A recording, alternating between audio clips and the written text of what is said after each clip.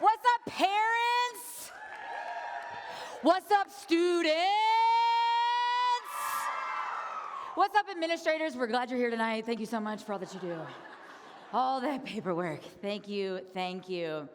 And welcome to HOPEx 2025. Yes, presented by Framatome. Yeah, give them a round of applause. How are you, Lynchburg? I am excited to be spending this evening with you. I am Kathleen Davis, and I will be your host for tonight.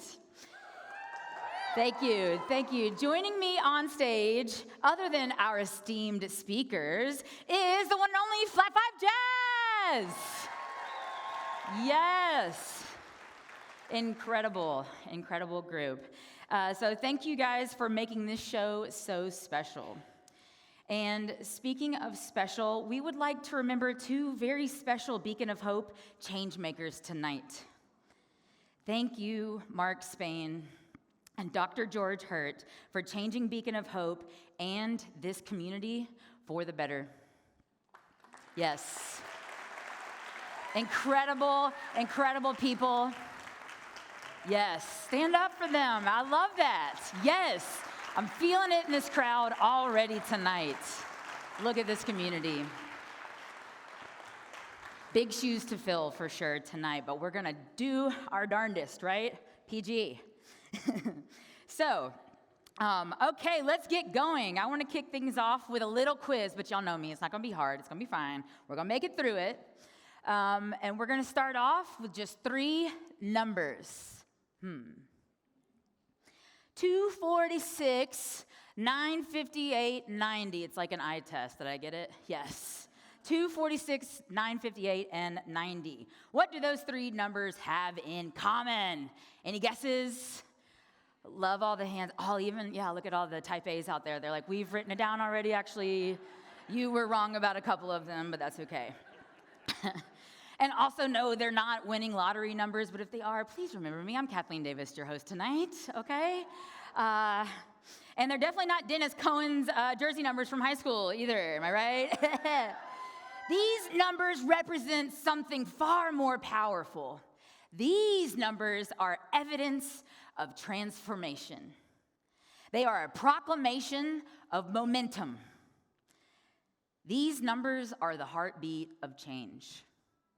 That first number, that's nearly 250 young adults who have gained paid, hands-on training and internship experiences through Beacon of Hope's summer internship programs. What? And there will be another 80 completing that program this June. This program is special because students are actively making connections that lead them to their careers right here in Lynchburg. Right. Yes, we're bringing them back. So, what about that 958? Oh, well, let me tell you.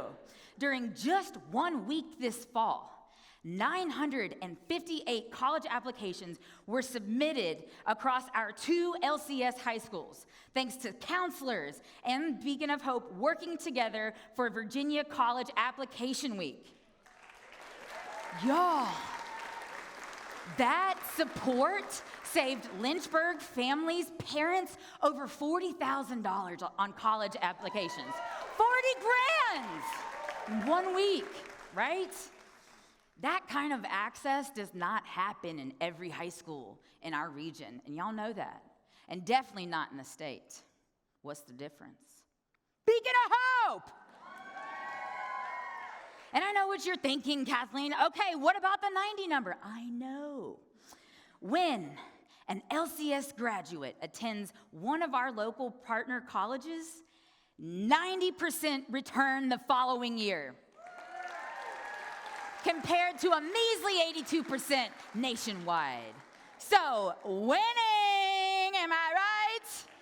So, again, I'll ask, what do these numbers have in common? And I know you have answers, okay?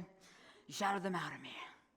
But the answer is also you, Barton, and you, and you, and you, and everybody in this crowd, and everyone here tonight, our sponsors, our community, everybody. That is what these numbers have in common.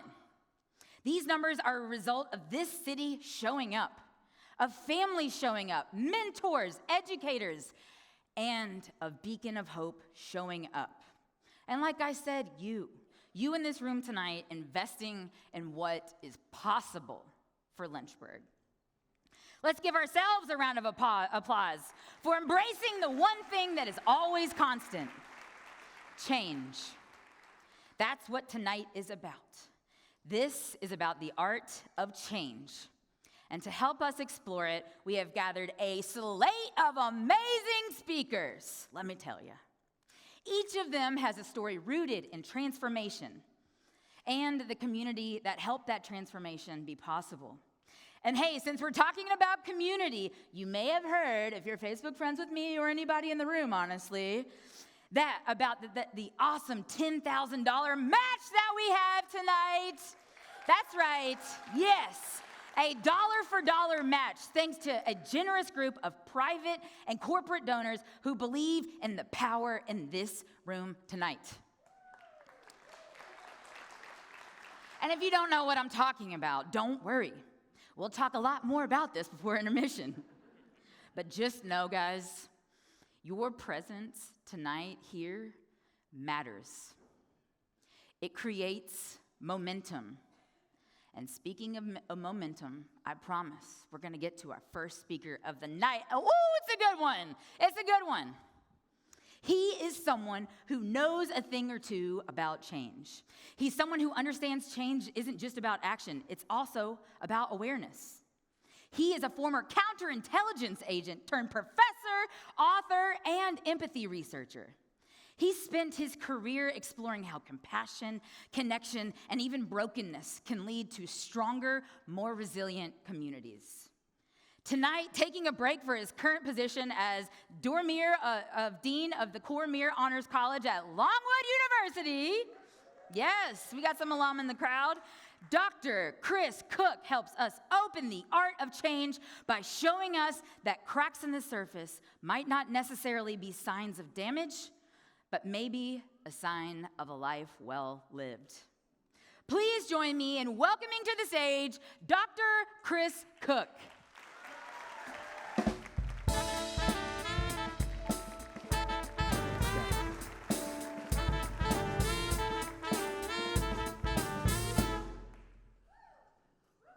Well, thank you, guys.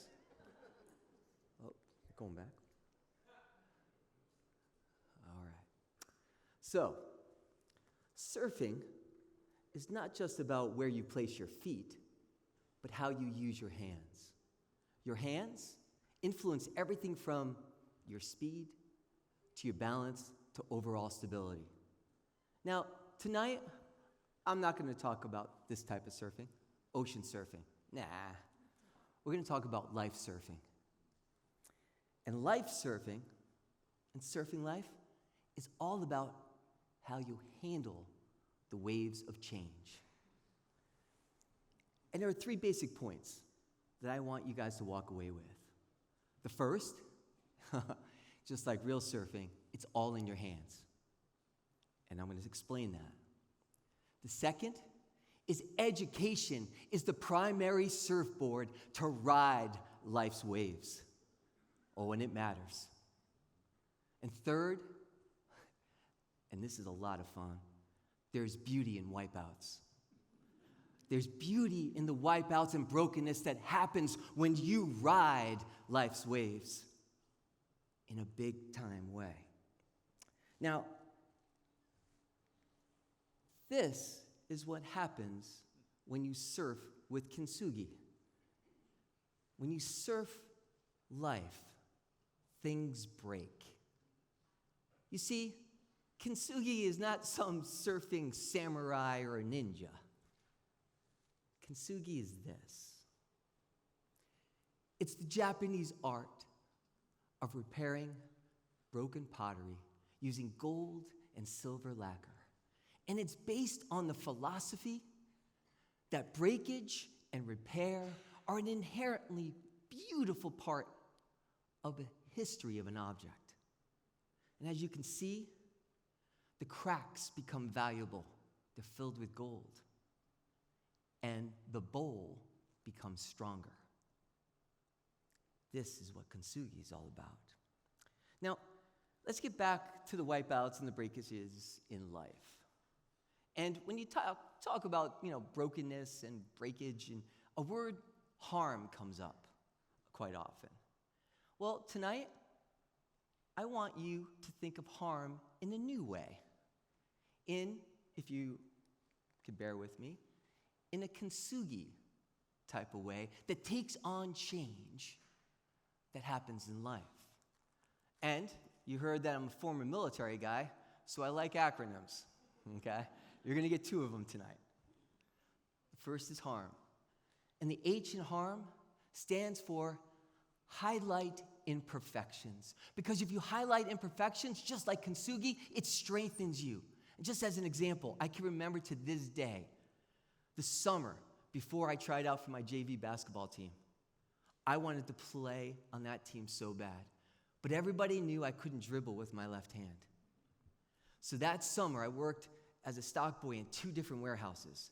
And I asked my bosses if I could dribble the basketball while I worked. They bared with me and they allowed me to do it. But the short story of it is that when it came time to try out, everybody that I went against cheated to my right side. Yeah. Right? So I had the left lane free. And not only did I score layups, I scored a position on the team because I focused on my imperfection and I strengthened it. When you highlight imperfections, you create stronger success. The A in harm stands for acceptance of the past.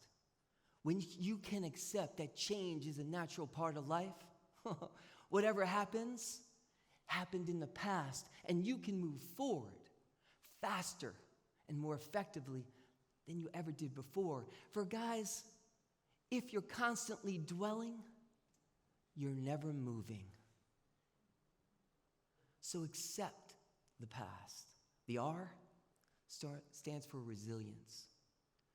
After some damaging effects, after some brokenness, as kintsugi teaches us, something and someone can be more valuable and stronger than they were before that brokenness. The M stands for a metaphor for personal growth. When you face setbacks and challenges, I want you to view them as opportunities to learn and evolve. Right? One of the things, when I moved to Boston, I was playing semi-pro baseball. And my ultimate dream was to become a professional baseball player. Well, my 2 knees had something else to say. I have 2 ACL reconstructive knees. When that happened, I was wiped out. I thought my dreams were wiped out. But I was in Boston, and when I started looking up, I realized there's kind of a few universities around the Boston area. So what I did is I took my passion for baseball and I put my passion into education. I put my passion into learning. And it gave me new opportunities that I could never dream about. And the reason lightning is up there, lightning can damage you, right? But it also can generate power. And I want you to think of challenges and setbacks just like that lightning. I want it to generate new powerful opportunities for you. Just because you might not become a professional baseball player, you can do a lot of other cool things. Now, speaking of education, it's one of my heroes. Nelson Mandela said, "Education is the most powerful weapon which you can use to change the world." Well, I'm going to slightly alter his thoughts. I'm going to argue that education is the primary surfboard to ride life's changes. You see, that education has taken me to deeper waters that I never could have imagined. Never could I have imagined, as the son of an immigrant, what I was able to do. Guys, I worked on the American Stock Exchange on Wall Street. I was a counterintelligence agent. I was a Harvard International Security Fellow. I got to work with one of my personal heroes, Dr. Jane Goodall, as her environmental education person. Then I founded the Center for Compassion, Creativity, and Innovation with this cool dude named the Dalai Lama. Oh, I became a HarperCollins author, and now dean of the best university in Virginia, Longwood. Thank you. You see, guys, without education, I personally think you're limited and stuck in the shallow waters of life. Guys, I'm still surfing, and it's a blast to be here and surfing with HOPEx. Ernest Hemingway, this is a beautiful quote, right? The world breaks everyone, and afterward, many are strong at the broken places. How do we mend broken things and places? With our hands. Guys, it's in the palm of our hands. Everything is. When you think of your hands and the control that you have to surf life, I want you to think of these letters and these words. The P in the palm stands for persistence. When you come up against rejection and setbacks, keep trying. Be like water. Water never gives up. And Steven Spielberg, to me, is one of the greatest examples of this. Steven Spielberg was rejected by every top film school in the country. He went to Cal State Long Beach. And while he was there, got his education, he made these little movies called E.T., Jaws, The Color Purple, Indiana Jones, Close Encounters. You see where I'm going? He never gave up. And he never gave up on his education as well. The A stands for adaptability. When you face failure, I want you to pivot to new avenues, new pursuits, new perspectives. An example of this is there's this group of chemists and engineers that tried to create a glue, and the glue wasn't very sticky. And it was at 3M. And they considered it a failure until they took a new perspective and attached it to little yellow pieces of paper called Post-it notes. Guys, 3M considered it a failure until someone else took a different perspective and said, hey, we can create the most successful office supply known to humankind. It was a shift of perspective when a glue couldn't stick right. And if you're into music, you know how powerful those Post-it notes can be on your sheet music. The L and M, I wanted you to put together because this is really powerful. Learn from your mistakes because we all make them. Now, the strongest thing in my life is my marriage. And I made a lot of mistakes early on. I'm just going to give you one. When my wife would come home from work and she told me her problems, I thought, as her husband, I should fix them. Yes, exactly. You know, that was a major mistake. All she wanted me to do was listen, to give an empathetic ear, a compassionate ear. People are still laughing. Yeah, you've been there too. Right? The idea is that we learned from that. She just wanted me to sit there and listen and understand. Guys, and I think you can see the strength in the number of years we've been married. 37 years. Yeah.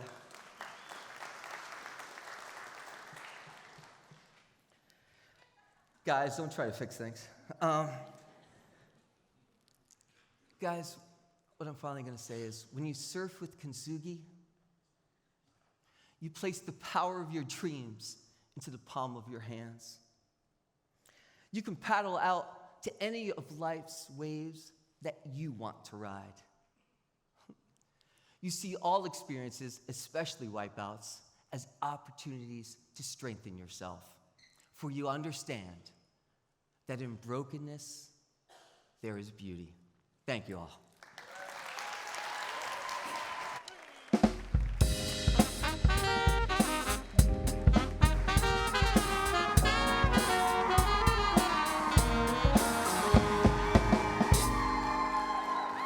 Hello, hello, hello. Good evening, Lynchburg. My name is Bobby Vinson. I'm a senior at the University of Lynchburg, and I'm a theater performance major.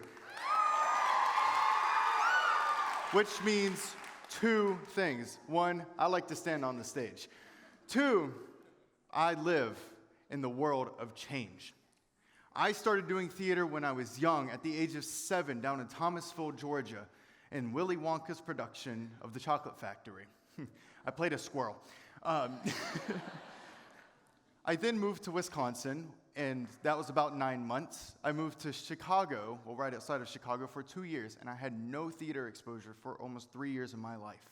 But I did pick up on other creative habits, like learning guitar, producing music, learning how to draw. But it wasn't until I moved to Lynchburg in 8th grade where I picked back up on theater at Bye Bye Birdie at Dunbar Middle School. Go Poets! And that was the first time where I felt I can make a home on the stage, and I can make friends that have similar interests like I do, just the nerd who likes music. I then spent 4 years of my life at EC Glass High School, working under both of the directors that are there now, as well as being an assistant tech director and acting at the same time. And as I was writing this speech, I was trying to figure out my pivotal moment, but it still sticks to me to this day when I was in a production of Hairspray. 2 weeks before I broke my knee, I ended up having to train an understudy and sit on stage for 5 minutes. But the big thing that came out of that I tell myself every single morning in the mirror, is to embrace the change and to roll with the punches. Now, the past 4 years at the University of Lynchburg, I have learned a lot about theater within my classes and theater management. But one big thing that struck me like gold was theater is not just for entertainment. A large part of our population continues to think that theater is there to make a quick buck, but really, it is a live stage form of art. It is there to create change and to help you feel the things you need to feel by saying the things we don't want to say. Now, thank you. Recently, a group of mine over at Curtain Call, over at the University of Lynchburg, we went to New York City and performed at the cabaret at 54 Below. While we were there, we got to meet a lot of artists that were pursuing their own dreams, along with standing in the face of our school who cut both of our programs in education and arts, saying that we can still do this. And we saw a show like Cabaret, which talked about anti-Semitism, World War II, and took political views back then and matched them to our daily times. That is what theater is about. It is about the change and the stories that you can tell for everybody around. Now, you may be asking, what if we don't have the money to go to New York? Or what if we don't have $1 million to go tell everybody the difference and how to change? I've worked with some of the greatest minds here in Lynchburg. Embark Conservatory over at In-Station Theater, Wolfbane Productions, the Academy Center of the Arts, the building we are in right now, and of course, the Lynchburg Beacon of Hope. They are all here in our communities to make change, to help us embrace the change, to make a better tomorrow for our students and for our families and for all the people here. I want to say that it's scary. Change is scary. We know change is scary. Trust me, I know change is scary. I work in theater. Are you kidding me? I was painting a set earlier today before I came here because I have an opening night across town.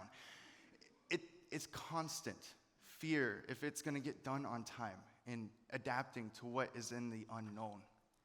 But let me tell you, as a little kid who came from Georgia and now is standing on this stage, you can embrace the change. You can make the change happen. It's just up to us to help each other. And to leave you with a quote from George Bernard, the writer of the show Pygmalion, which if you haven't read it, really about change. Imagination is the beginning of creation. Imagine what you desire. You will what you create, and you create what you will. Thank you.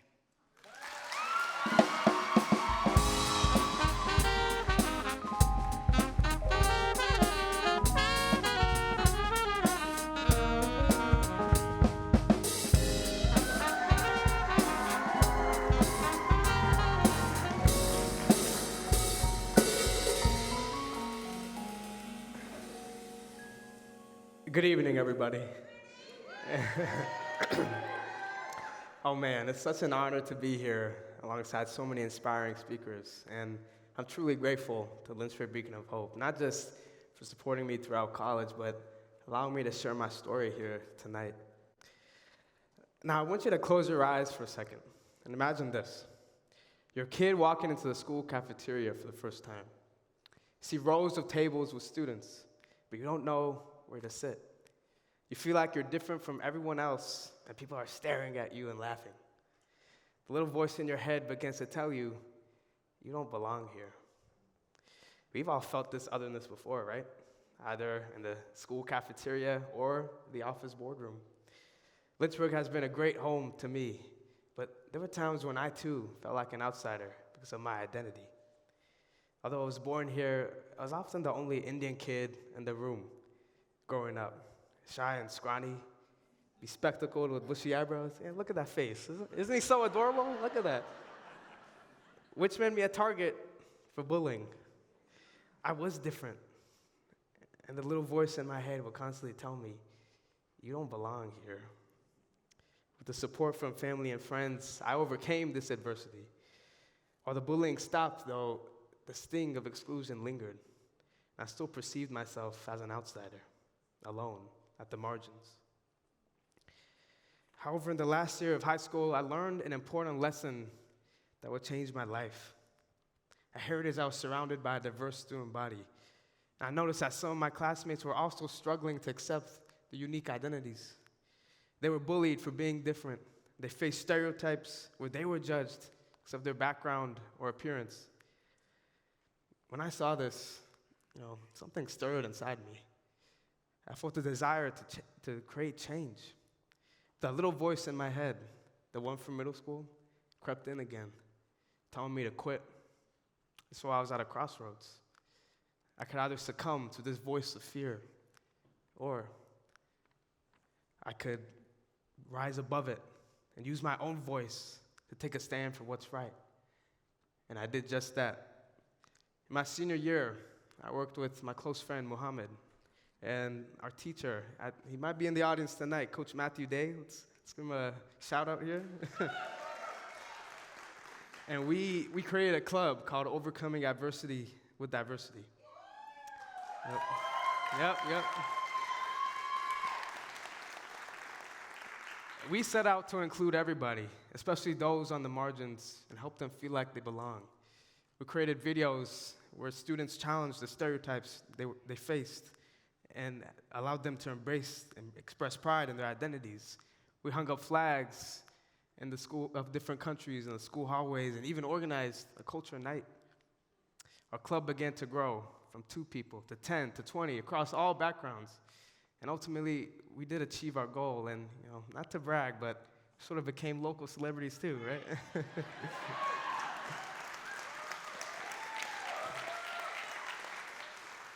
Our principal, Mr. Beatty, he knew my name. He knew who I was. And at the time, I was so psyched about that. This experience taught me a lesson, though, that has left a deep impact on me. In my interactions with my classmates, I saw common threads that connected our stories. The pain of being excluded, the joy of being accepted, the hope for brighter days ahead, the desire to be better than who we were yesterday. We may be of different races, religions, genders, sexual orientations, which are differences that we should embrace. But ultimately, I've learned that we are more alike than we think. And when we see this humanity in each other, we can create community. And when we create community, we can create the change that we seek. This lesson sparked a passion in me to bring people together to make a positive impact. So I chose to study public policy at UVA. Yes.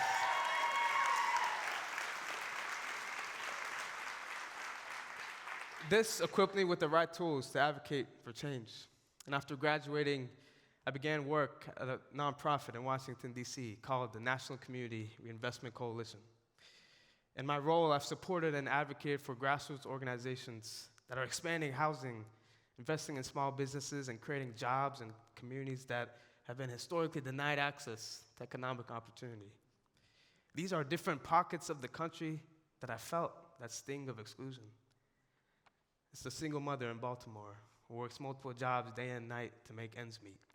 It's the factory worker in Michigan who labors long hours and breaks their back to pay the bills on time. It's the farm worker in Arizona who braves the weather to grow crops and put food on the table. Three seemingly different people, but like I saw at Heritage, a common thread connected their stories, working hard to create a brighter future for themselves and their families. I want to be frank here for a second. Our country is seemingly divided right now. How can we create community in a time of intense division? The answer is pretty simple, which I've learned across the years. Think about all the people we've encountered in life, but we're afraid to connect with because we thought we were too different from each other, or because a negative bias or assumption got in the way. To begin to heal the divide, we must have the courage to reach out and build a bridge, especially with those on the margins who've been outcasted. Put ourselves in each other's shoes to seek to understand.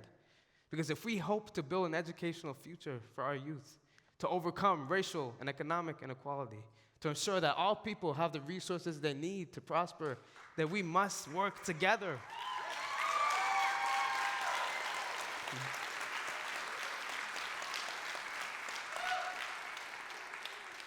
That is the art of change. Thank you very much. Looking back, that little Indian kid, he didn't realize he had a lion inside of him. Through all the hardship, he found his voice, his purpose, community, and above all, the strength to stand here today and share with you this message.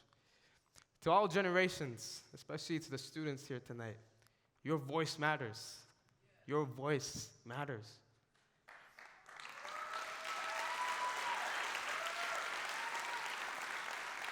And so, let's work together to carry forth this art of change.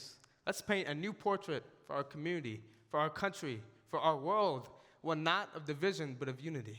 Not of exclusion, but of inclusion. Not of cynicism, but of hope. I'm ready to pick up my paintbrush. The question is, are you? Thank you very much.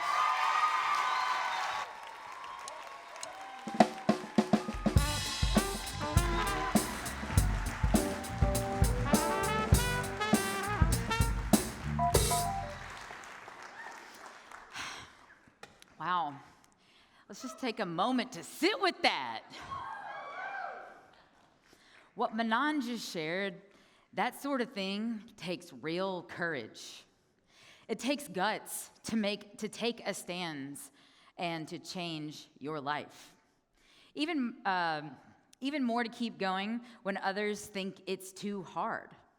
But standing up here and sharing your story with a room full of strangers, that's next level brave. So, one more round of applause for all of our speakers.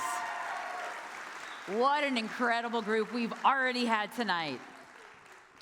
Change doesn't always start with perfect conditions, am I right? But here at Beacon, it doesn't matter where a student lives, what their grades are, or how much money their family has. What matters to us is that students have someone in their corner. An example of this is a student from Beacon's summer internship program who had a GPA of just 0.69. School just wasn't where they thrived. But thanks to the support and the opportunity that they found through Beacon of Hope, they landed an internship and have since turned that experience into a full-time job with benefits. Woo! And that job is right here in Lynchburg. How cool is that? That is a perfect example of how your support has and will change students' lives. When you give to Beacon, you're really giving steel-toed boots to a young man beginning his welding career, or helping a middle school student step foot on a college campus for the first time in their life. That's what change can look like. Quiet, unexpected, and absolutely life-changing. Beacon is able to walk alongside students, helping them determine what success looks like for them, and then pushing them all the way to the finish line. And having them come back and speak after they make that finish line. Am I right? And that journey, our next speaker knows just how winding that path can truly be. Daryl's story will take us through the highs and the lows of his own path from West Virginia to New York City and then right here to Lynchburg, Virginia, with a few laughs along the way. He's here tonight to show us what it looks like to keep moving forward, no matter what. Please bring your hands together and do me a favor in welcoming my friend, all of our friend, Daryl Calfee, to the stage.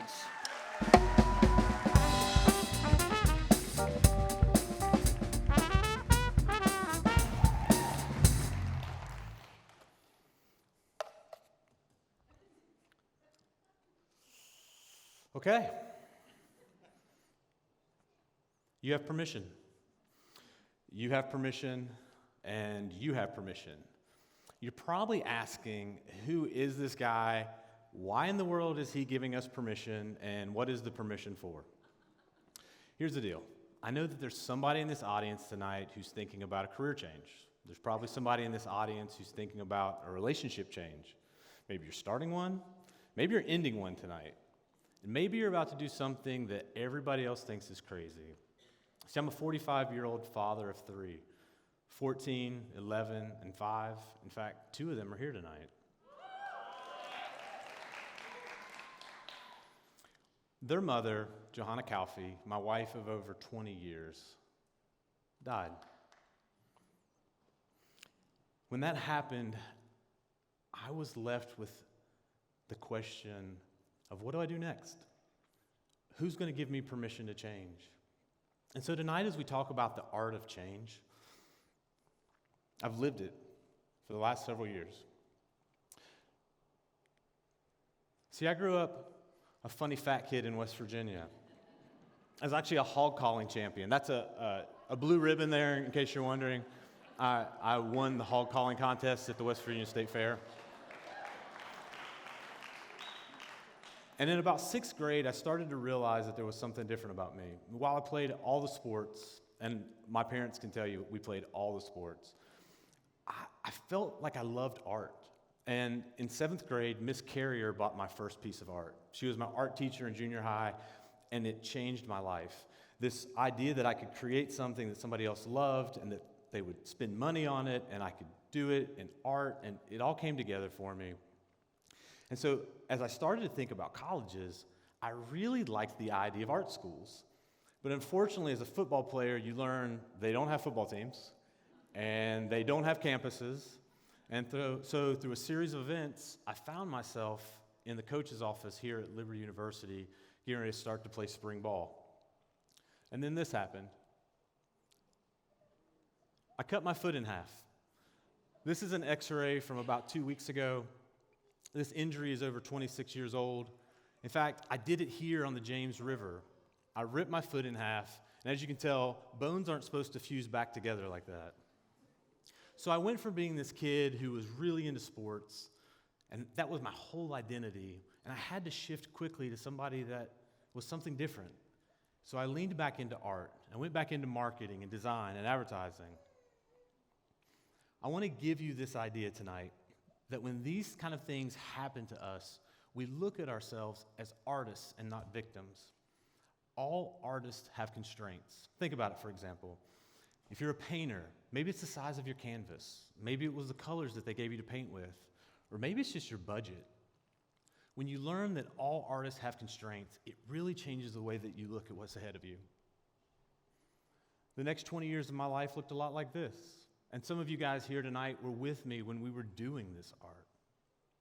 I went into advertising and marketing, and along the way, I started traveling the world for work and compassion, and it began to change my life. In fact, here in northern Uganda, I learned a really important lesson that all houses are huts.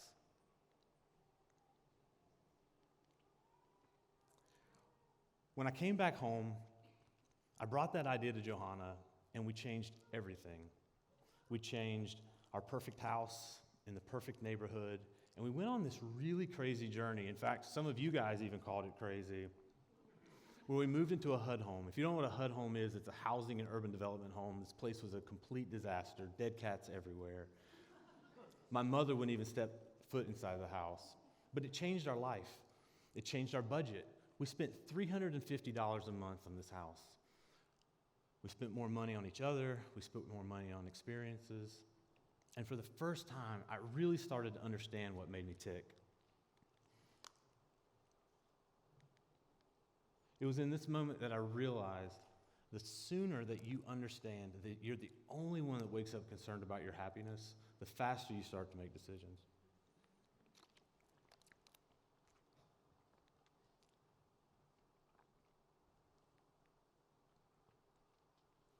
There's a renowned urbanist named Jane Jacobs, and she's often quoted as saying that old buildings just need new ideas. And so that's what we started to do. In fact, a lot of you guys have been a part of my new art for the last several years, and maybe you just didn't even know it.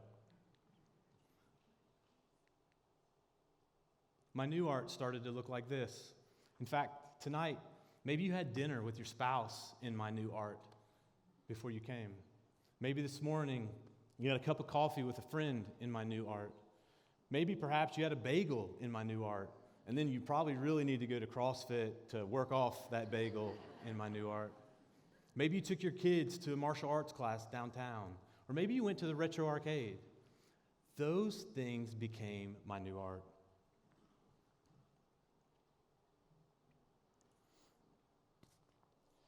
The truth is, and I do want to say this humbly, is that we were on a roll. Johanna and I were really in our sweet spot for the first time in our marriage. And to be frank, HGTV producers were calling. I thought the rest of our life was going to look a lot like this.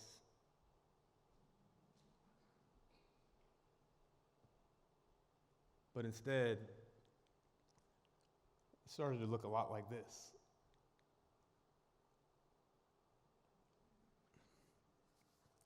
See, if you're new to the story, Jo was diagnosed with stage 3 inflammatory breast cancer when she was 38 years old. And it was just a month after finding out that she was pregnant with our son, Emmanuel. So on August 14th, 2019, as we sat in the oncology center here in Lynchburg, Jo was faced with this really hard question. If you terminate your pregnancy now, we can begin your treatment tomorrow.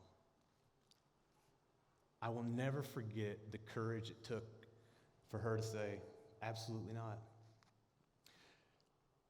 She delayed her own treatment, she delayed her own care, and because of that, it gave our son Emmanuel a fighting chance. After the second trimester, she began treatments after treatment after treatment. Many of you guys were there. Many of you sat with her.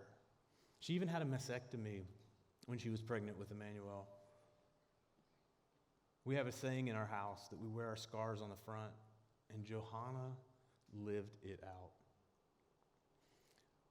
In March 14th, 2020, we got this guy. Emmanuel arrived, and so did COVID. Many of you guys remember this moment. It was like the world stopped. In fact, they kicked me out of the hospital. Jo stayed in a mostly vacant NICU, and I went home to do what all of you guys did. We all became homeschool parents. It became really clear really fast after all of the treatments and all of the recovery that Jo needed more. She needed more time. And most importantly, our kids needed more. They needed more of me. So it made the next decision really easy. I walked into the office of my good friend, Sackett Wood at Moore and Giles, and I said, hey, I'm stepping down from my role as vice president of marketing, and I'm going home. I think it was in that moment that I knew I was doing the right thing, but it didn't feel good. It felt like just another constraint being placed on me. And to be frank with you, I was angry. I had a sense of loss. I was struggling with my identity again. Like, who was I? What was I supposed to be doing? There's a lot of you guys in this room tonight who have been through that. You became the primary caregiver. And to be frank, I felt like a single parent.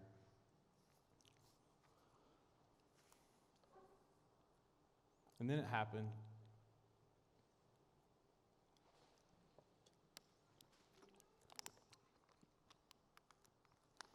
The cancer metastasized. It moved to her liver. And I just knew that we were not going to get out of this one. The scans, the numbers, they all were bad. But she and I just held on to hope. We had so much hope. We had to. Our friend Jill talks about this often, that hope is a sewer rat. It just gets by on scraps. And for 2 years, we got by on scraps. And then in August 2023, she passed away. To be really honest, I was scared. The thing that I was really scared about was, what if she passes away in our home? What am I supposed to do? Who do I call? Do I take her to the hospital? Do I call an ambulance? I had never been through this before. None of our friends had been through this before. And so that morning, August 30th, 2023, as she laid in the hospice bed, she took her last breath. Just me and her.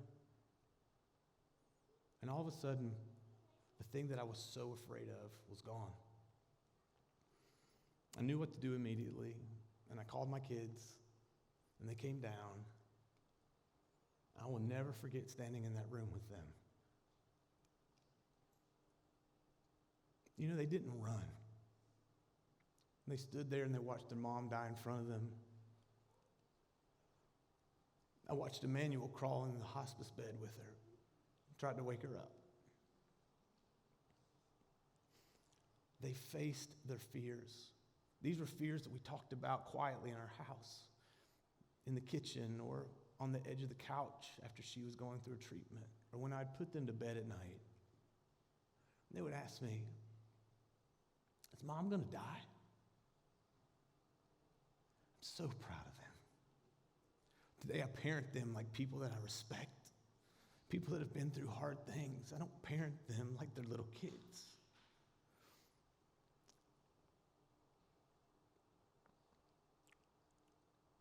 After the room cleared, I knew what I had to do, so I called up Catherine. She had labored beside me for a couple days. She is the absolute best. I called up hospice. I called our friends and our family who'd been on standby for the last 24 hours because they knew too. And by that time, the funeral home was coming. So I knew what I had to do, and I wanted to be the one to do it. I took her wedding rings off of her fingers. And I quietly folded her hands on her chest.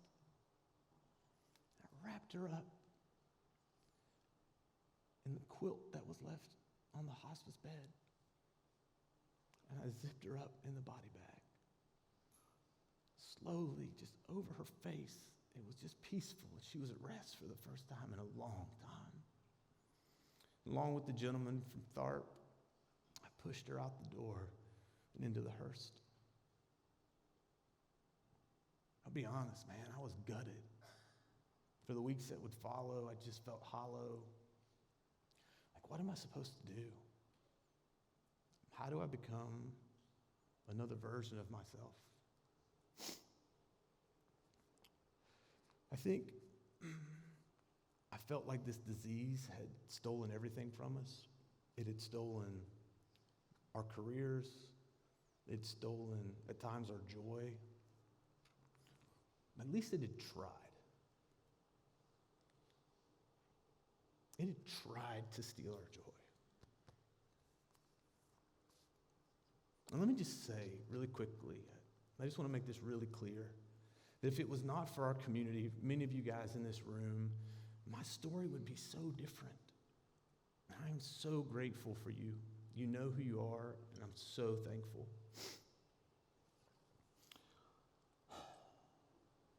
In the days and the weeks that followed Joe's death, something became very clear, and I absolutely hate that it took this.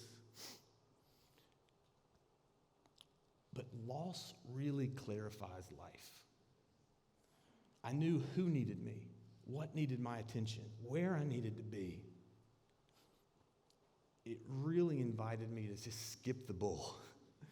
And in most casual relationships, there's another word that I put after that, but you get where I'm going.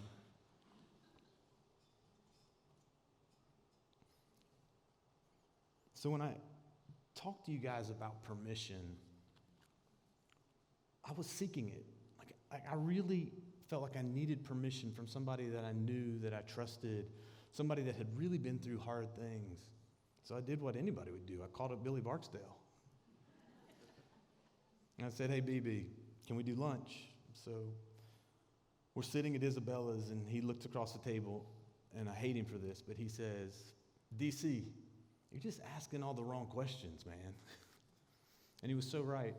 Because it struck me that in that moment that I had already started to become the new thing, right? Like these buildings that we had been working on. I had been through the demolition process. I was still there. I was still useful. But like Jane Jacobs said, I just needed new ideas. So, I got some new ideas. I've done some new things. I'm going to go through a really fun list with you guys. I wrote a book. Shameless plug. It's out front. I seriously never thought that I would be a published author. We always thought that it would be Joe that would write the book, but it became really clear that when she wasn't here that somebody needed to write down all the hard-fought wisdom that we had earned over those 20 years.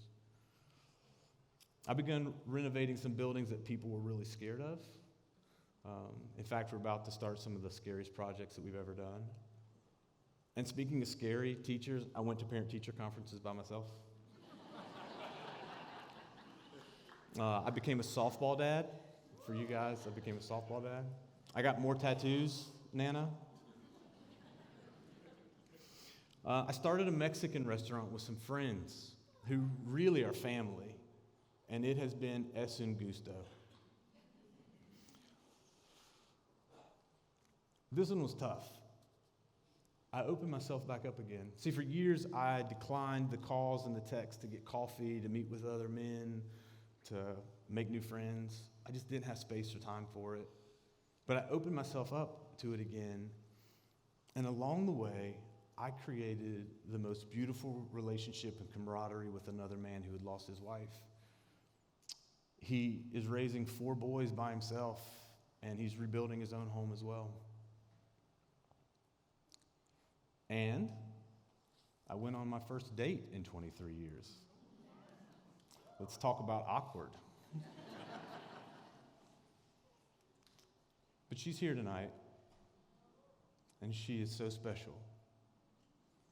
If you guys know her story, this is redemption for her as well. And our family is eternally grateful for you. And if you're wondering, yes, I started praying again. I feel like these old buildings, I'm just being restored.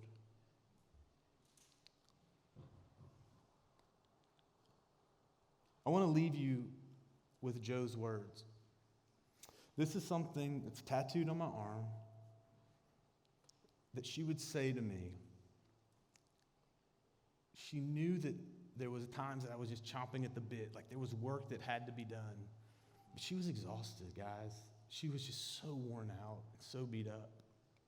And I can visually see her like mustering all of her energy, and she would sit up and she would stare at me. She'd try to smile and she would say, hey, like, I'm good. You go. And in the weeks that followed her death, like I just kept hearing this all the time. I would hear, hey, D, like I'm good. Like I'm really good for the first time. Like you go. So back to that whole permission thing. There's a secret. You guys don't need my permission. So in the words of Joe, you're good. Go. Thank you.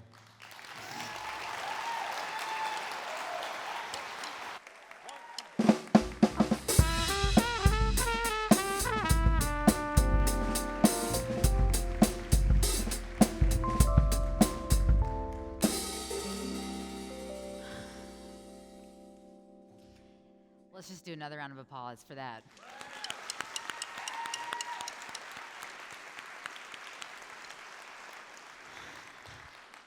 I think I speak for all of us when I say, Daryl, thank you. Thank you for your honesty, for showing us how change can crack you open and still make you hopeful for what's next. And you know, change doesn't wait for permission. It walks with us, woven into our daily choices. And when we lean into it, we realize the work we do in this moment can shape everything that comes next. That's why we're here tonight. The art of change isn't possible without community, without you. The art of change is here tonight. And every dollar that you give goes twice as far.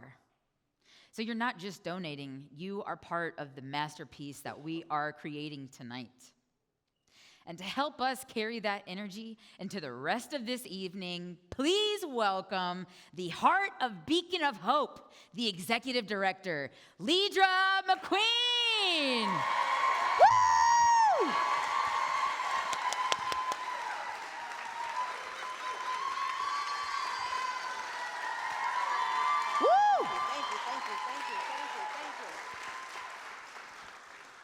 I have to start by saying thank you so much for coming tonight and being a part of such a special evening.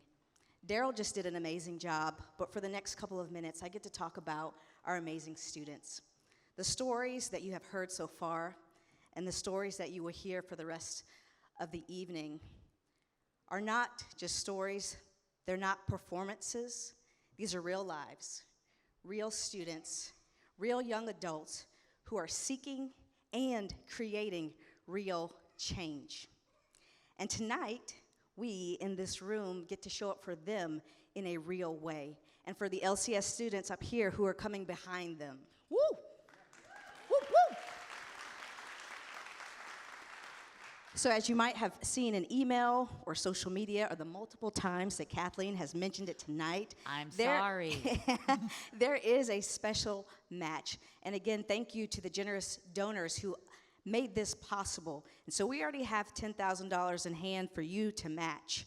And tonight, just in the couple of days since we announced it, we have already raised $3,000 additional dollars, which means the load on you tonight is just a little bit lighter. So we have until Sunday at midnight to meet this goal. And I implore you to join us in this challenge. And I don't want you to do it simply because I'm asking.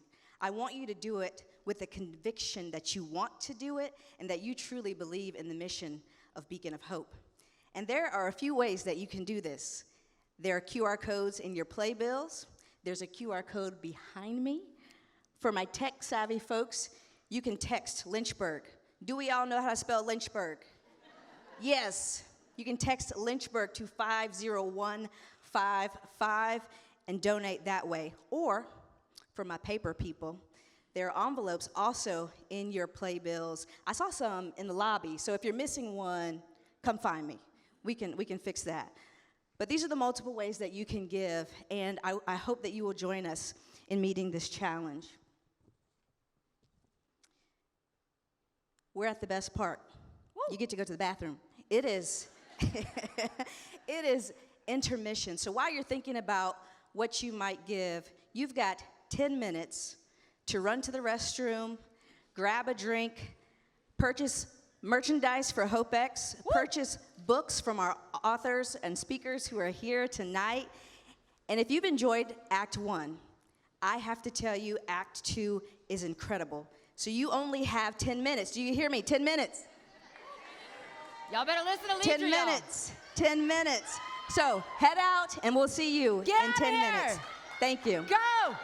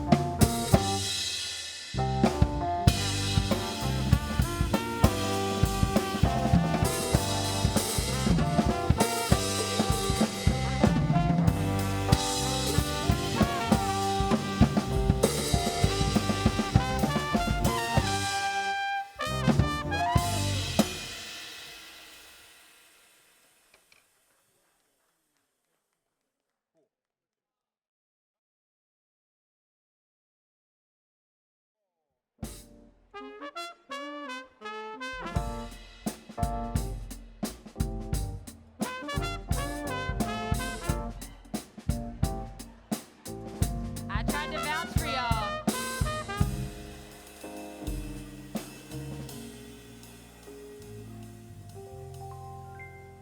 I tried to vouch for y'all backstage. I said, they are gonna sit down. They heard you, Ms. McQueen. They are rushing.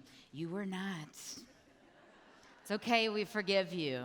We know there's a lot of people here. Thankfully, there's so many people from the community here, and the bathroom lines may have been long. Is that okay? Ooh, okay. Well, I'll see what I can do backstage. But while we're here, come on, file in. Welcome back, everybody.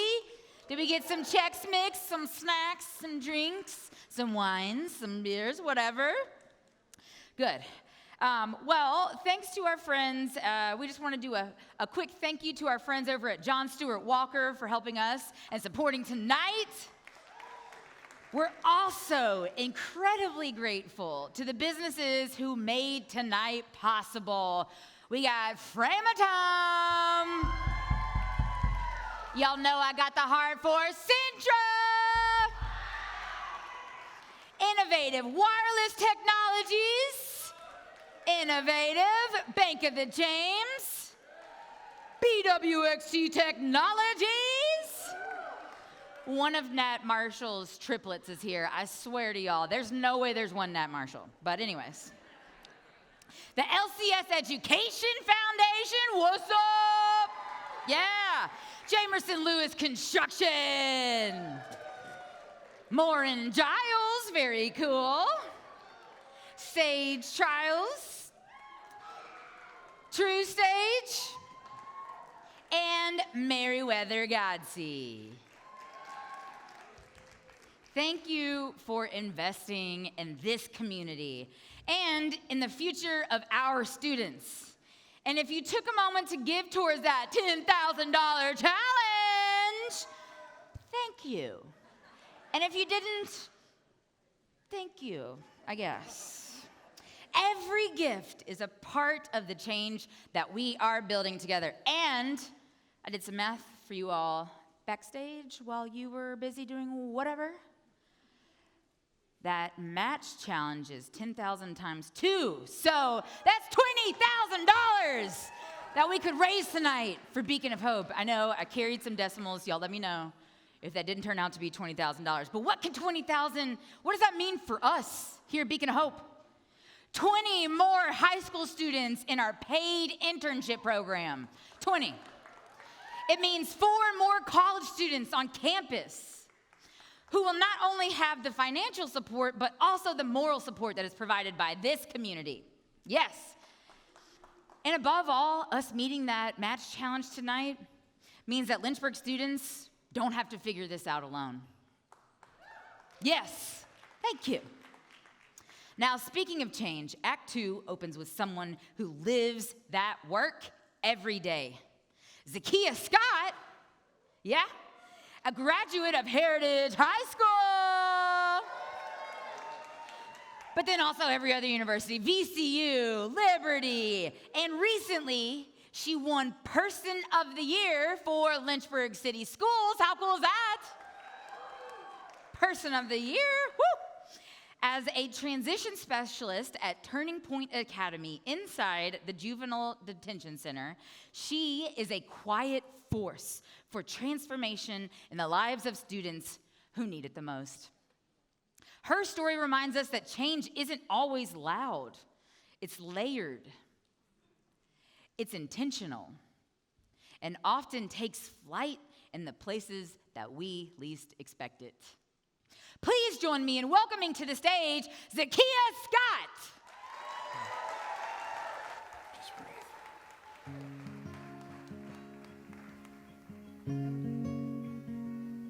Before we start, I would like to ask everyone to briefly close their eyes and think back to elementary school when you learned the life cycle of a butterfly. What comes to mind? Is it the green little caterpillar scooting along? Is it when it's bundled up in its chrysalis struggling to emerge? Or did you ultimately think about the beautiful butterfly in which you would become? I ask you all to think of this life cycle not only because it embodies the epitome of change, but that it briefly helps explain my journey in life. What if I told you that in life I did not just emerge like the beautiful butterfly, but that oftentimes I was a struggling caterpillar trying to make it to the next stage? Would you look at me differently? You can open your eyes if you haven't already. Hi, my name is Akia Scott, and I'm honored to speak with you all tonight. I'm a Lynchburg native, LCS alum. I walked the hallways of Heritage High in 2015. I was honored to receive the Beacon of Hope Commonwealth Award Scholarship, and I went on to pursue my bachelor's in social work at Virginia Commonwealth University, and and then my master's in public administration at Liberty University. While all these early achievements mean so much, what if I told you that statistically I was not supposed to even have made it that far? Did you know that 80% of caterpillars don't even make it to their next stage in their life cycle? Well, how does that relate to me? 58.4% of children who experience life within a single-parent household or life with an incarcerated parent is set to have struggles in school and societal advances. And I was supposed to be a part of that number. As life went on, it did sometimes feel like I might fall victim to the assumptions that society already had labeled for me. In 2019, I had an extremely difficult transition from college to post-grad. I lost my grandfather, one of the most pivotal members of my family, to cancer during the same time that I was navigating burnout at my first career that I thought was going to be my dream job. I was literally inching every day like the caterpillar trying to get to the next stage. However, with a strong faith in God and my family support system, I've been able to harness the ability to confront my childhood trauma, grief, and anxiety. Today, as you heard, I'm currently a transition specialist where I aid juvenile detainees in areas of literacy and career readiness. While every single student that I help is a reflection of the impact that I'm making and helping them through their own change despite their situation, my change extends beyond the classroom. I have recently stepped into the realm of entrepreneurship, creating a business from my canine companion. She's helped me battle a lot of those life cycles that we talked about earlier. That's my girl. March 25th of this year marked 2 years of my business, Cuba's Cups and Treats. This business has really allowed, thank you. This business has really allowed me to enter into what I call the butterfly stage of my own life. Through this business, I'm able to spread my wings and engage in a newfound passion that I frankly didn't even know I had. I have been engaging in communities, especially the animal community, more than I've ever imagined. I'm also proud to say that we have been ranked Best Pet Store and Home-Based Business for the News Reader's Choice Awards 2 years in a row. And we have been reviewed by New York Times bestselling author, Emmy Award recipient, and social influencer Tabitha Brown for our vegan pet treat line. So why do I share all of this with you tonight? I share all of this with you for encouragement, to let you know that whether you're young or old, whatever life cycle stage you may feel like you're in, change is always going to come into your life. And it's always going to test your tenacity, your strength, and your ability to move on. But I want to leave you with this. When you find yourself cocooned in isolation and you cannot find your way out of darkness, remember, this is similar to the place where caterpillars go to grow their wings. Thank you.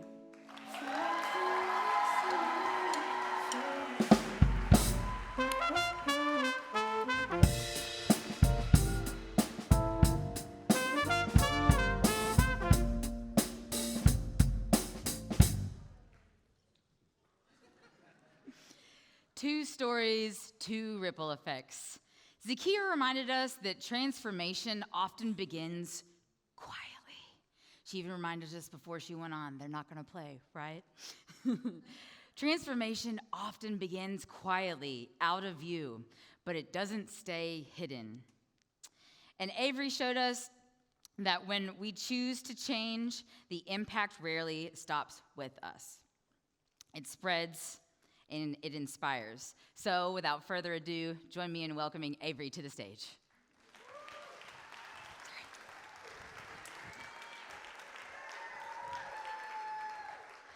Good evening, everyone.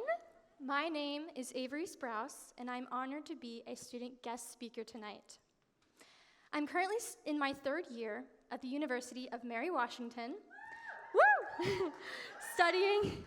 studying historic preservation and museum studies. I'm also a graduate of Heritage High School. Yeah, class of 2022. I'd like for you to take a moment and repeat after me. I am a change maker. All right, thank you. What I would like to share with you today is that change is not something that merely happens to us. We hold the power and the agency to shape our lives and the world around us. That is the essence of being a change maker. We are the architects of our own journeys, even when the path feels uncertain. Let's dive deeper into what it means to be a change maker. Like many of you, I once thought change could happen overnight with enough determination. I thought of change as dramatic transformations. However, I soon realized that real growth often unfolds in subtle, quiet ways. It is rarely a straight path. Rather, it consists of the small choices made day by day, even when the results aren't immediately evident. Being a change maker is all about nurturing the growth happening beneath the surface. It is about igniting transformation and believing that even the smallest efforts can create a lasting impact. Now let me share my journey with you. Growing up here in Lynchburg, I faced financial hardship and an often challenging family dynamic. I envisioned a bright future for myself, but felt trapped by unhealthy relationships and expectations. At 17, I realized my only option for change was to leave the environment I was in. This was not a choice I made lightly.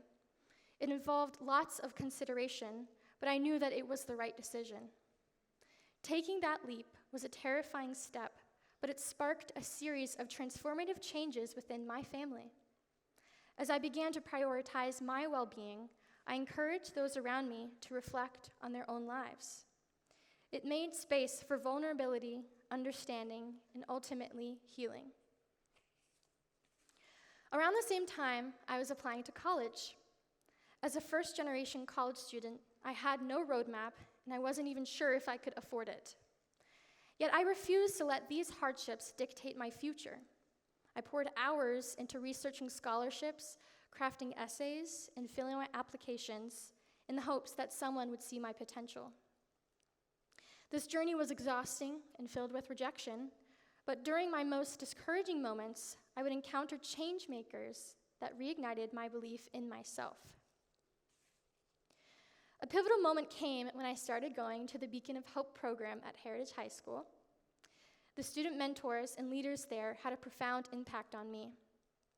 Through their guidance, I learned to reframe rejection as a stepping stone toward growth, not as a reflection of my worth. Their faith in me made my goals feel attainable.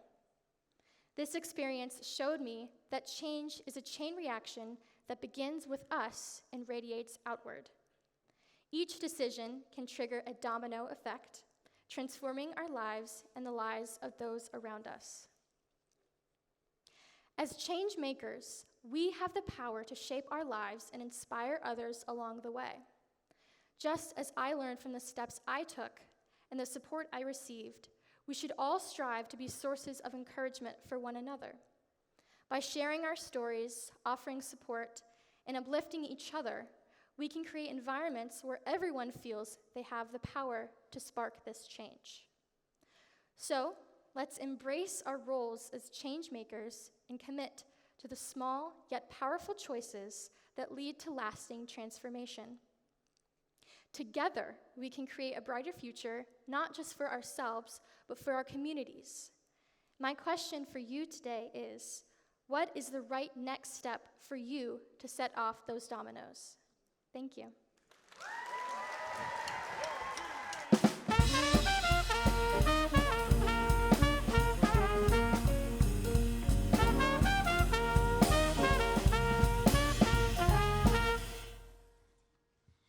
Thank you, Zakiya and Avery, again for telling those beautiful stories. Another round of applause for them. Takes a lot of courage to get up here and be so vulnerable on stage. So very proud of the young people that are joining me on stage tonight. Each story has shown us a different brushstroke, a different layer that is shared, a shared masterpiece that we're all a part of. So the question now becomes, what role will you play? What will your part be in the art of change? And to help us bring this night to a close with one final powerful voice, I'd like to welcome someone who leads with vision, compassion, and belief in what's possible. From quiet beginnings to bold futures, the stories you heard tonight remind us of change that isn't just possible, it's already in motion. It's not always quiet. Sometimes change sings. It resonates. It shakes the walls and it stirs the soul. And that brings us to our final guest this evening, Philip Boykin. Yes? Is a Tony and Grammy nominated performer whose voice has electrified audiences across Broadway stages and around the world. Yes, right here in Lynchburg. Can you believe it? From Hadestown to Porgy and Bess, from South Carolina to international theater tours, Philip brings power, grace, and heart everywhere he goes. And tonight, he brings that magic right here to Lynchburg. Please join me in welcoming the incomparable Philip Boykin.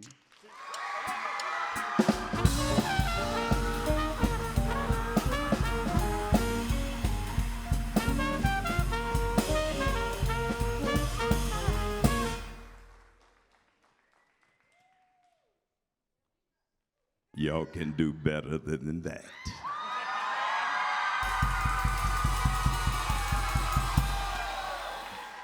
I was born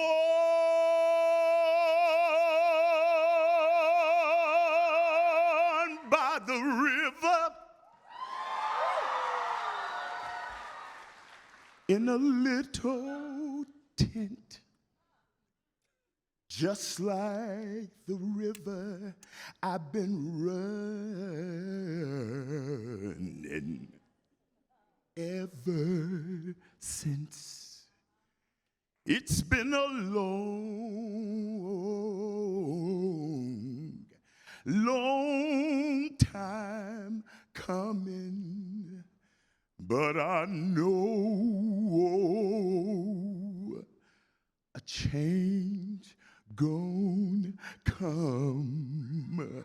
Oh, yes, it will.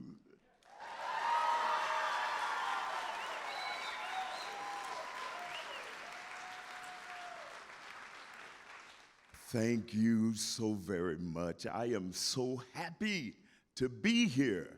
I want to thank all of the sponsors, the donors, the board members, and everybody who's a part of this wonderful evening. And thank all of you for being here. I really appreciate it. Thank you, thank you, thank you. And I also want to thank my darling niece, the executive director, Leisure McQueen.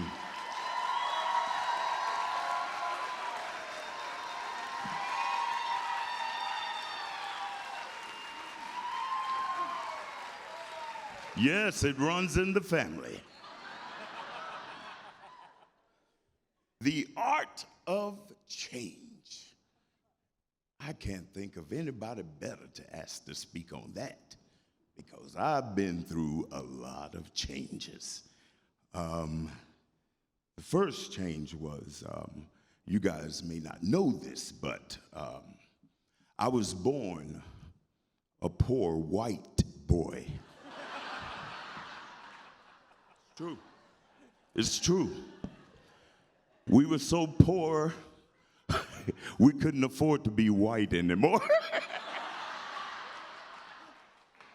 I don't know what that means.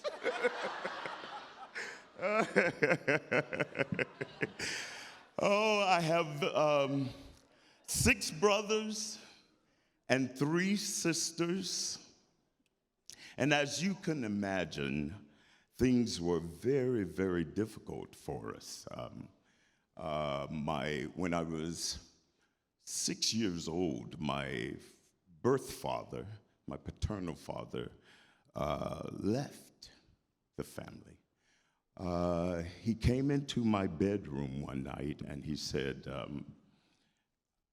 "Boy, I'm leaving." And I was taken aback. I was like, "What? What are you talking about?"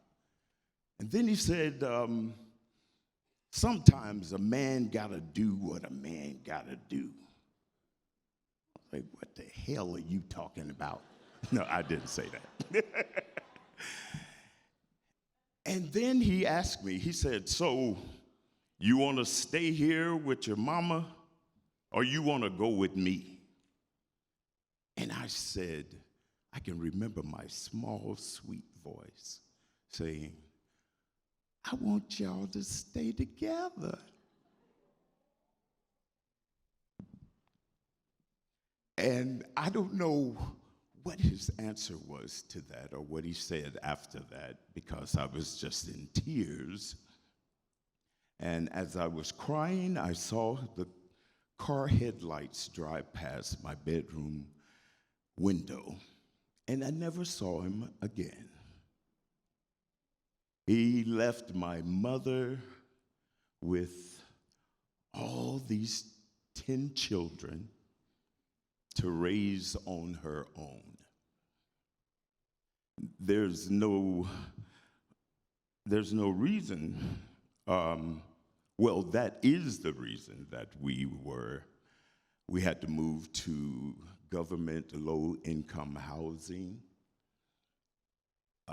We were on food stamps. Y'all know what food stamps are? Oh, yeah, there's some old people in here. We ate government cheese, and it was good, wasn't it? Government peanut butter and bread. It came in these boxes that looked like military surplus things.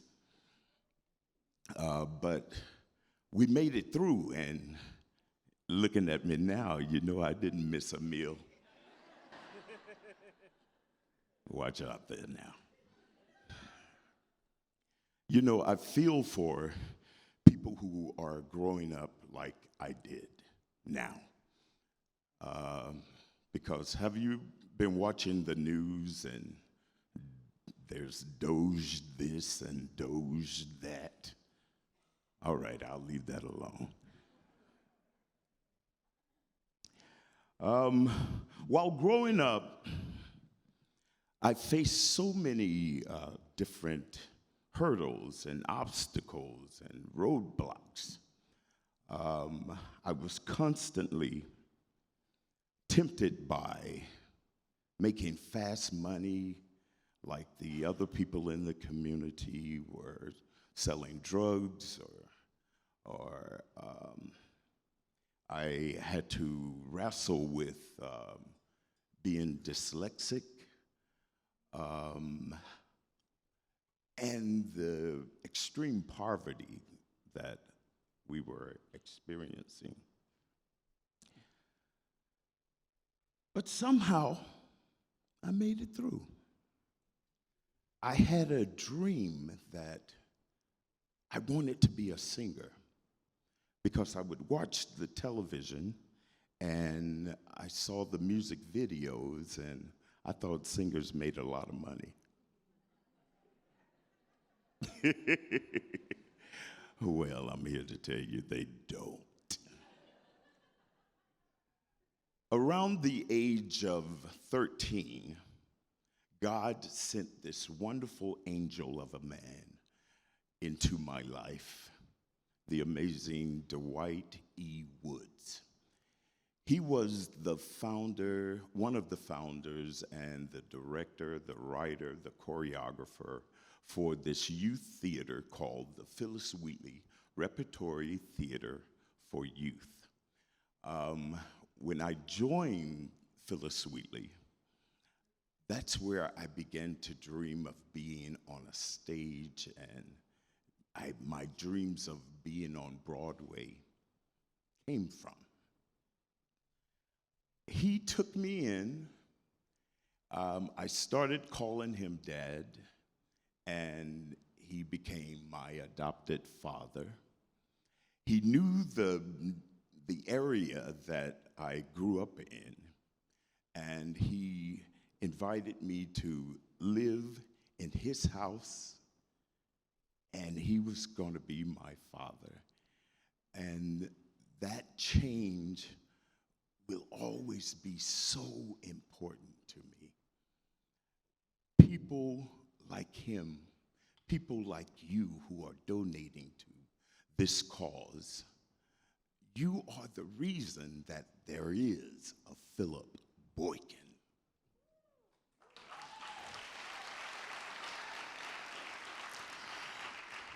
When I moved in with my adopted father, that was the first time that I felt that I was a part of a normal family. We sat down, we ate at the table together. On the holidays, on Christmas, we would exchange gifts. We would gather around the piano and sing. It was a beautiful, beautiful thing. It reminded me of the normalness that you see in a sitcom. And I was like, wow, this is like being on TV. Out of all my 6 brothers and 3 sisters, none of them graduated from high school. So when I joined the theater, they had a 99% rate of the students going from the theater directly to college. So my dad asked me, so you ready to go to college? Are you preparing to go? And I said, no, because I have 4 brothers and 1 sister older, and none of them even graduated from high school. So I was saying, well, I guess I won't either. He looked at me and he said, no, you are going to college. You've got to get your education. Y'all know what that means, don't you? So he was determined to make me go to college, but there was one problem. Because my older sister and 4 brothers hadn't graduated, so I wasn't expecting to, so I didn't take the required courses that prep you for college classes. You know what that man did? He signed me up for summer school. I'm up in there taking algebra, and I still haven't used any algebra.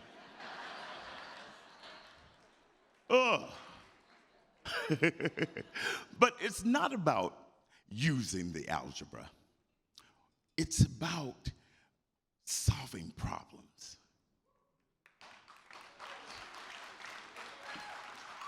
All the problems that life will throw at you. That's what it's about. Getting that brain to working. which is great, but I still haven't used it. After being, and in the fall of that year, after summer school, I was enrolled in South Carolina State University.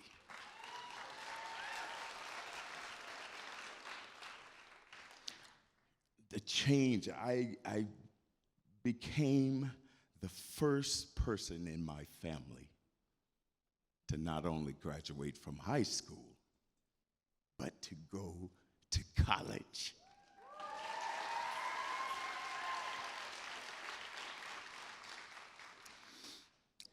After 1 year at South Carolina State, I felt that there was time for another change. So I auditioned for the North Carolina School of the Arts in Winston-Salem, North Carolina. And that fall, I was a student at NCSA. While at NCSA, I have to always tell this story. I dated Jada Pinkett.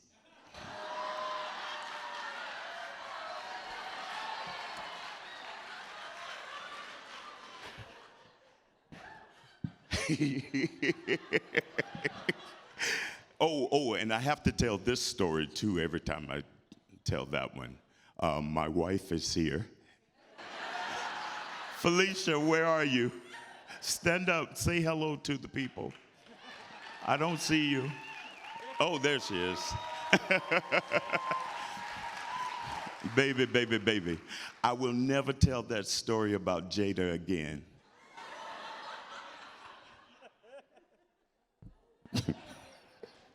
You better hope I don't. No. Oh, Lordy. One night, my adopted father, he sat me down at the table. We would have these deep conversations, and he noticed that I was gaining accolades for my talents and gifts, but inside I was still thinking I was that poor black boy that used to be white. And he told me that I have to change the way that I think about myself. That was the most important conversation that I had with him. Instead of just being this young boy who faced all these obstacles, he made me see what he saw in me. And from that moment on, I constantly tell myself, you're not that. You're not your past. You're your future.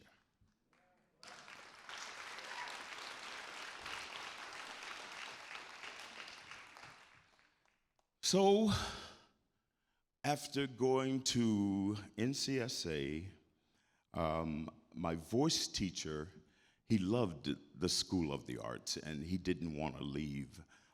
So when he was offered tenure at the Hart School of Music, he put my name in his contract to have a full scholarship. And those crazy people accepted it. So I got my bachelor's degree in vocal performance and opera from the Hart School of Music. It's crazy. From there, I went on and I started work on my master's degree at Howard University in Washington, D.C.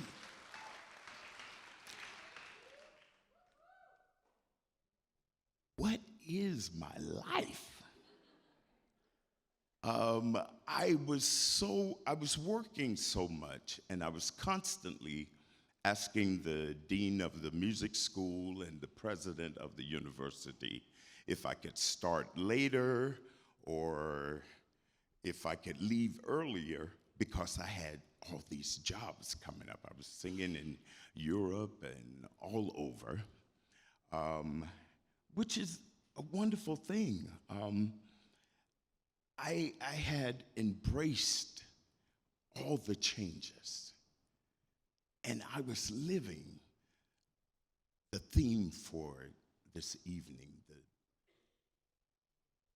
I was living it. Change. I was changing, like the young lady said about the butterfly. I was changing into what I always dreamed of being. Yes, I'm a great example of the art of change. Y'all don't mind, do you? It's dry up here. I'm a perfect example of the art of change and embracing the change. And the most important thing, changing the way you think. The Bible says, as a man thinketh, so is he. So I started thinking that I was a Broadway star. And now, 7 Broadway shows later,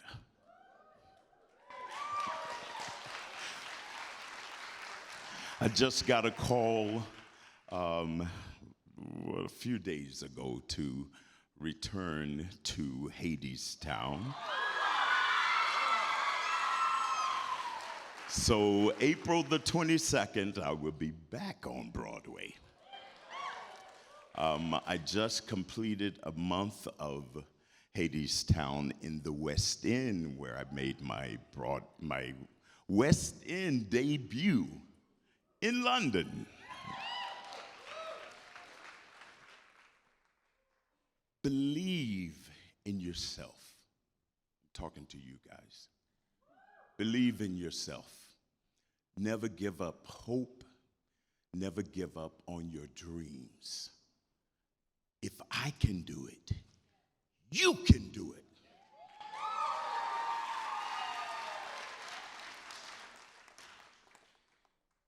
I have followed my dreams, no matter how hard or difficult it seemed.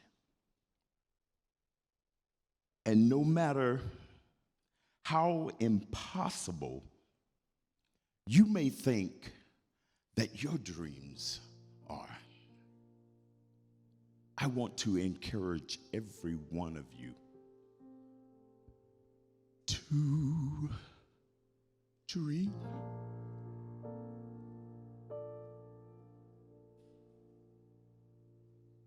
The impossible dream. To fight the unbeatable foe. To bear with unbearable sorrow. To run where the brave dare not go. To right the unrightable wrong. To love pure and chaste from afar. To try when your arms are too weary. To reach the unreachable star. This is my quest to follow that star, no matter how hopeless, no matter how far.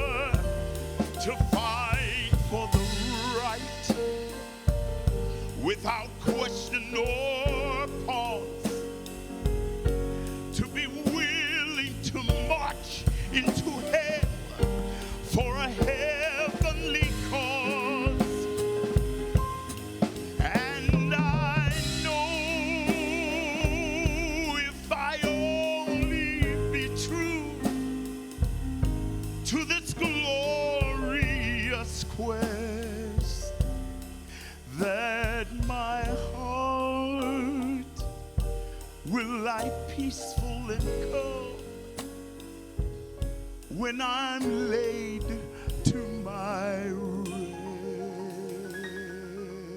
rest, my rest. And the world will be better for this, that one man, scorned and covered with scars, still strove with his last ounce of courage to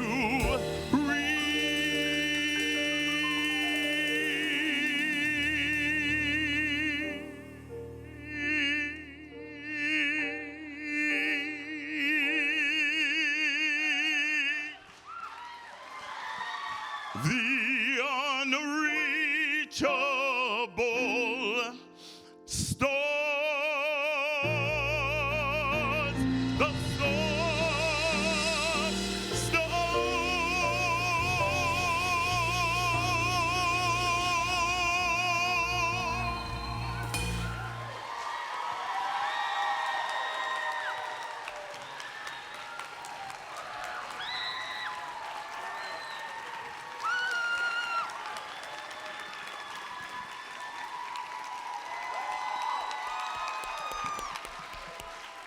Thank you.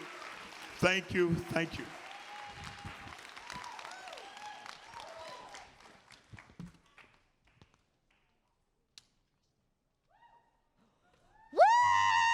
Yeah. Reach. Yeah, sorry, y'all just got us now. Sorry. Wow. Wow. Wow, Philip. Wow, everybody. I've been like crying and cheering and laughing, and I felt every single emotion tonight. So thank you, Philip. What a way to close out this evening. From quiet courage to soul-shaking sound. We have experienced the art of change in every form tonight. But what happens next? Well, that's up to us, right, Lidra? Exactly. And I hope that you are leaving tonight feeling inspired, feeling hopeful, and knowing that you will change. That man who just walked off the stage, I willed him here. I wanted him to be here. When this theme dropped on me a year ago, I wanted him here, and it seemed like it was going to be impossible. He turned down jobs to be here tonight, to be here with you. So what you set your will to do, you can do just that. As we bring this night to a close, I have to thank some very special people. I want to thank our sponsors, our speakers, our board, and two very special women. Heather Zippel and Angie Campbell, where are you? Right behind Nat Marshall's triplet. They are waving their hands. They have been our HOPEx committee chairs for the past 4 years as volunteers, and this is a labor of love. And so I want to thank you two ladies for your commitment to this, to Beacon, and to this community. Woo! And I most certainly want to thank the Beacon staff. They have been working so hard to make tonight happen. So very hard. And I want to thank you one more time for being here. I appreciate you giving us your time, your attention, and also your treasure. Don't forget about that match before you leave. $20,000! That is the goal, and we are going to make it. We are going to make it. As you are exiting, there's a few things that are going to be happening. We have our 3 main stage speakers who will be out in the lobby signing their books, signing your playbills, and having a little chat with you as you exit. So please buy their books, stop by their tables, introduce yourselves, and get Philip to sign that playbill. Because who knows when he's coming back.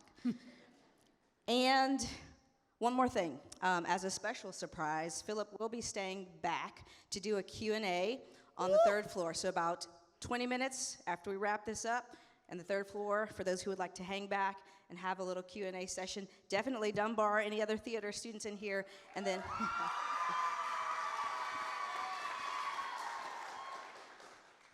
I want to say one more time, thank you, and I can't wait to see you next year for HOPEx 2026. Have a good night.